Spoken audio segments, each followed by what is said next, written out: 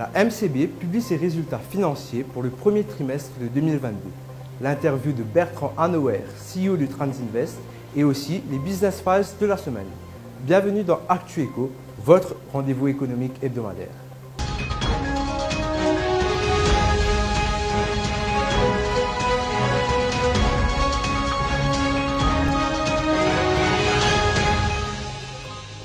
Le groupe MCB a publié ses résultats financiers pour la période se clôturant au 31 mars 2022. Avec des bénéfices de l'ordre de 7,2 milliards pour les 3 premiers mois de l'année, la banque commerciale a réalisé une progression de 19,1% par rapport à l'année dernière. Selon Pierre Guy-Noël, Chief Executive de la MCB Group, ces résultats reflètent une amélioration de la performance financière des différents clusters du groupe, mais aussi d'une baisse du coût du risque.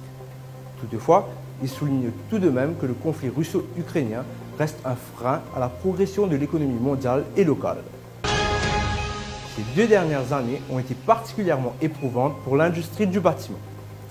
Telle est l'observation faite par Bertrand Hanauer, CEO de Transinvest. Rappelant les effets conjugués de la pandémie et du conflit russo-ukrainien, il indique que le domaine de la construction tout entier a été impacté. La cause principale, les opérations du BTP sont intimement liées à l'énergie, un marché dont la production diminue et dont la demande augmente.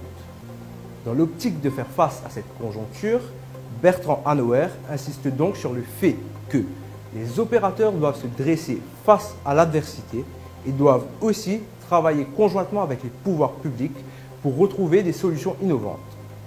Retrouvez les détails de son analyse en couverture de Business Magazine. Maurice est un centre financier par excellence en matière de gestion de patrimoine.